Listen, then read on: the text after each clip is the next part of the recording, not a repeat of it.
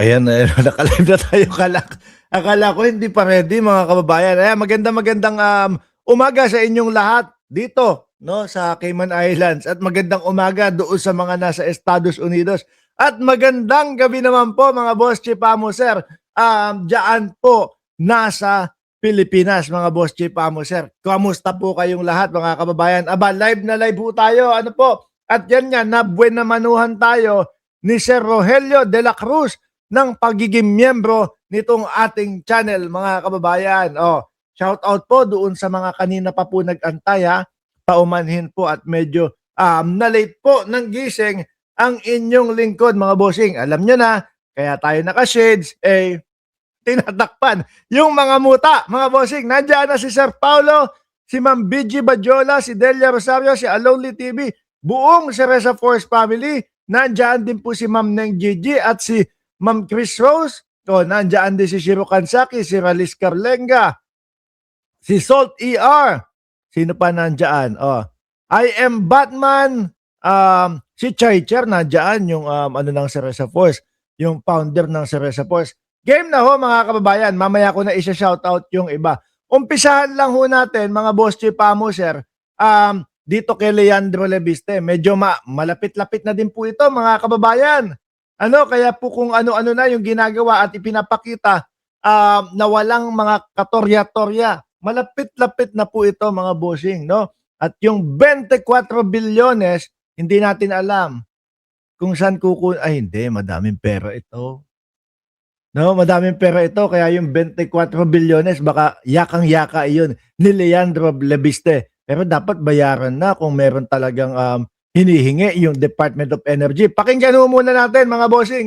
Sa aking kababayan Ryan Santos Recto, sinabi mo na hindi totoo ang sinabi ko tungkol kay Secretary Ralph Recto at Governor Vilma Santos. Pero bakit?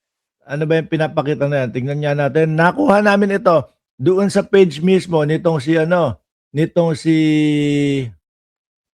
Leandro Lebiste. House of Representative, May 7, 2026. Representative Recto Amado Carlos King Guerrilla, resolution condemning the baseless, malicious, and irresponsible allegation against Executive Ralph Recto and Governor Vilma Santos made by Leandro Lebiste. Totoo naman, Brad ng tokwa ka, wala ka naman ipinapakita na ebidensya. Puro ganyan ka lang. At alam mo, Leandro Lebiste ha, ramdam at alam namin kung bakit ka nagngangangaw ng ganyan para matakpan itong hinahabol sa iyo ng Department of Energy. At tingnan mo, bigla mo na lang iniwanan yung Cabral files mo, di ba Ma'am Neng Gigi? Relax lang habang nagkakape. Bigla na, wala na!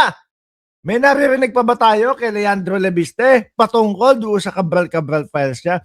Iniwanan niya na mga kababayan dahil walang naniniwala. At ngayon, lipat siya doon sa panibago na panggugulo at paninira para hindi po bumungad sa mamamayang Pilipino yung 24 bilyones na hinahabol po ng Department of Energy.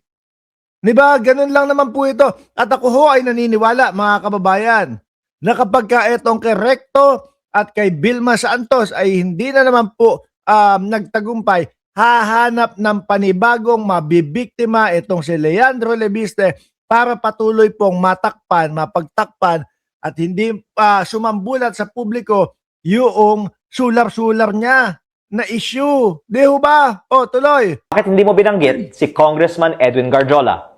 Totoo ba ang aking speech tungkol kay Garjola at kumastos ba siya para sa kampanya ninyo at ni Gov. Vilma?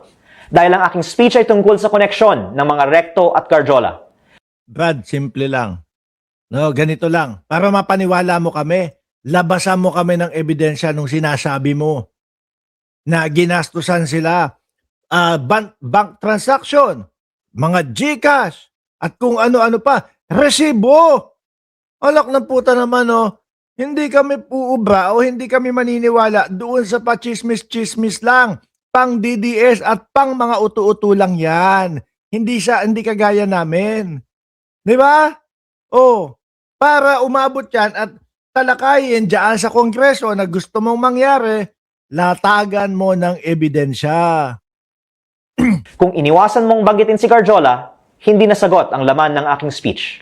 Sa dami kasing pictures at videos, nakikita na kasama ninyo si Garjola sa kampanya at nasabi rin niya na siya umano ay gumastos. May Facebook post din si Garjola tungkol sa pagpupulong nila ni Ralph Recto upang pag-usapan ang mga kalsadang magduduktong sa buong Batangas. Kaya nais ko ring itanong kina ES Recto at Gov Vilma kung bakit madalas manalo sa biddings sa Batangas at Lipa ang mga kumpanyang konektado kay Garjola na inimbestigahan ng ICI bilang isa sa mga pinakamalaking kontraktor sa Kongreso. O, yan na naman pala eh. Meron ka ng meron ka ng tinatahak eh. 'Di ba? Kumbaga, ang gusto niya sabihin dito mga kababayan, si Garjola, kontraktor at pumopondo sa mga dito kay Recto para yung mga trabaho, mga proyekto mapunta doon sa construction company ni Garjola. Latagan mo na lang kami ng ebidensya. Ano? Yun na lang ang kulang mo. Pagka nailabas mo yun, baka maniwala pa kami sa inyo. No? O baka maniwala pa kami sa iyo. Kaso, ito yung mas nakikita namin na agenda mo, boss eh. Oh. Etong, tingnan mo, asa na ba yung just in na yun? Oh. Ito yung nakikita nating agenda niya na gusto niyang pagtakpan ho, mga kababayan eh. Ano sabi ng DOE dito? Chief files complaint against Leandro Lebiste. Mukhang may kulong dito si Lebiste, mga kababayan. Bakit? Oh, DOE Secretary Sharon Garin has filed a complaint before the DOJ against Batangas Representative Leandro Lebiste and several director of Solar para sa Bayan Corporation. Iyaan yung sinasabi na hindi mo nagampanan. 2% lang ang naibigay ninyo. Siguro ho, mga kababayan, kung ito ay nagampanin nila at tumuloy-tuloy ho, baka yung problema natin sa pagtaas ng mga gasolina, hindi masyadong problema 'yon. Yung pagtaas ng pagtaas ng mga kuryente, baka hindi po masyadong problema 'yon kasi maaari at posibleng makuha dito sa sular-sular ni Boy Sular. 'Di ba? Basahin ko pa. The complaint alleged violation of the Public Service Act due to the company failure to fulfill its obligation under its legislative franchise. When the legislative franchise was granted in 2019, no? Panahon ni dating Pangulong Duterte. Alam naman natin na malapit sila diyan sa mga Duterte, no? SPBC o Solar para sa Bayan had no single project. Utang inang yan.